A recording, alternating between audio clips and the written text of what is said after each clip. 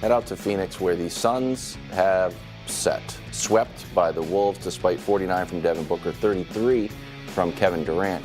Here's Durant postgame. I live and breathe this, bro. Like, I have nothing else but, at this point in my life, I got a lot of going on outside of basketball, but what I'm mainly focused on is ball, bro. So, I got motivation. I love to play. I'm going to come back next year, ready to hoop. You don't have anything going on. Okay.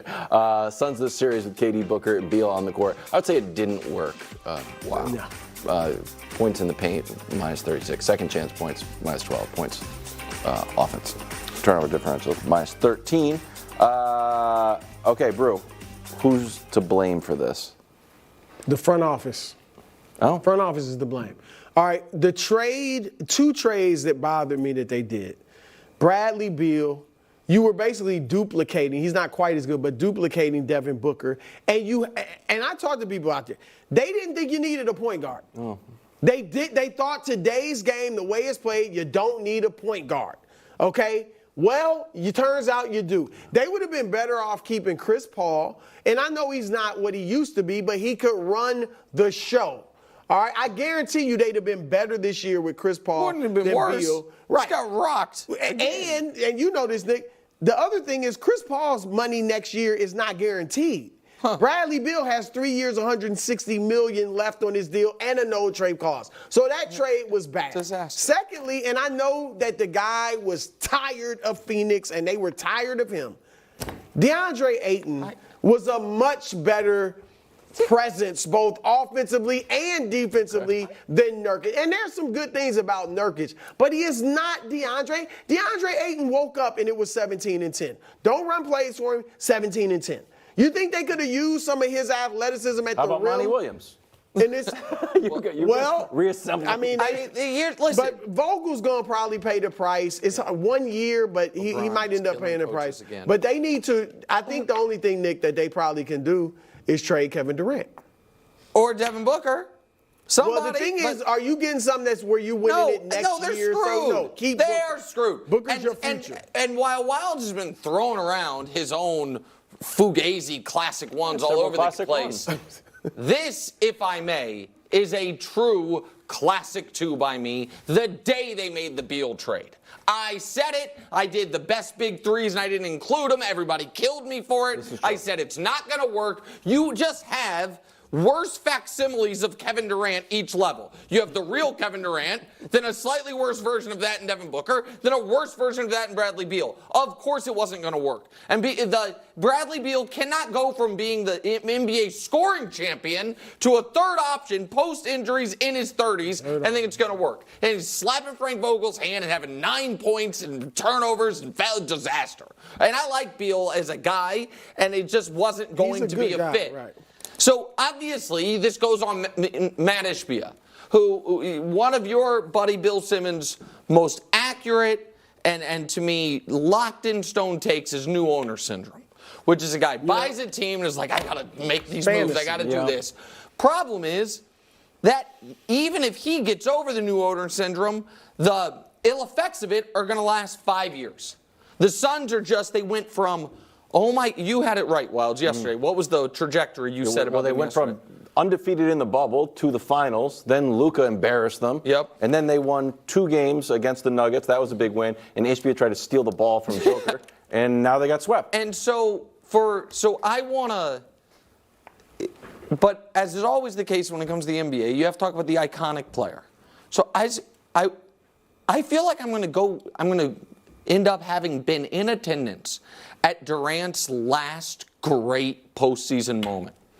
It was the 49-17-10 Game 5 in Barclays to go up 3-2 on the Bucks.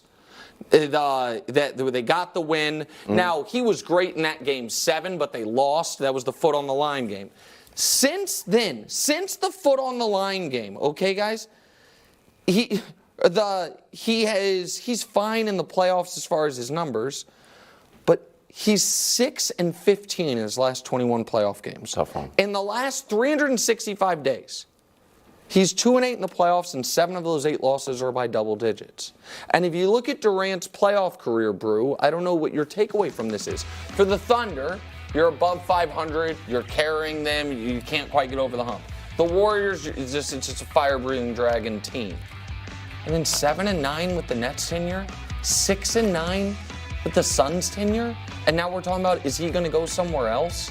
It's Odd just to have 5 jerseys, Brew. You want Nick is doing a good job of kind of talking about this, how Durant's career is bottomed out. Not bottomed out, but gone just south. weird. I don't expect much from Kevin Durant now. I expect great really? numbers. Yeah, I expect great numbers, but I don't expect him to win championships. Oh, well, that's I mean, why would I? I'm just saying, he's not, and you are who you are. He's not a leader. They don't have one on that team. He was. All right, I'm serious. If he hadn't gone to Golden State, does he have even one ring?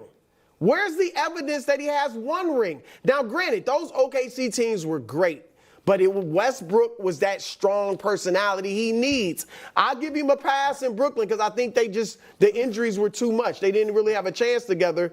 But Kevin Durant's a scorer. He's a scorer. Okay. He's not going to affect the game much defensively. He's not going to be a great playmaker. He's a scorer. He's not a rebounder. No, I was going to switch it to Anthony Edwards, give him his flowers if we can. Well, so I was going to do the same. All right, so here's Anthony Edwards. I mean, you could argue, Brew, that it's Anthony Edwards' fault that the Suns got swept. Came in and averaged 31 points, 8 rebounds. After their last game in the regular season against the Suns, where the Suns were up 3-0, but they won 3-0. He's like, it's going to be different in the playoffs. You can't call those nonsense fouls, and he actually delivered in a big way. That's a dog. But you got to have one. Does Phoenix have one? No. I want to give. But here's what's so unique about it, though, because Anthony Edwards, 22 years old, and you don't do this at 22 if they go on a deep playoff run. So as far as leading, if you have other veteran, I know Kat and Gobert aren't. No, but being the best player, player on a deep playoff run before you turn 23. LeBron did it. Durant did it, to his credit. Right. And then you really got to go back in history, guys. Magic wasn't the best player, in my opinion. Kobe was great, but he wasn't the best player. And this is also a big win for the American basketball player, and I'm going to say for AAU America. Everybody the last couple years, it's got to be something. It's not saying we're not going to have any good American players American players. He might end up being at some point the best player in the league. That'd be great. Yeah. Now we're going to celebrate that? Yeah. That we got one of the best 5 players in the world? You have the best. I love Anthony and Ja, yeah. but we got to fix this. Okay, but here's Anthony Edwards by himself doesn't fix this. I guess here's what I'm saying. I know we have to go. Maybe we do, but here's what I also know. I've never seen, there's not any non-American player that has Anthony Edwards' game. It doesn't. It's never existed. And there's no American player with Jokic's game. Right, but that is an electric, man. Yeah. What he's doing is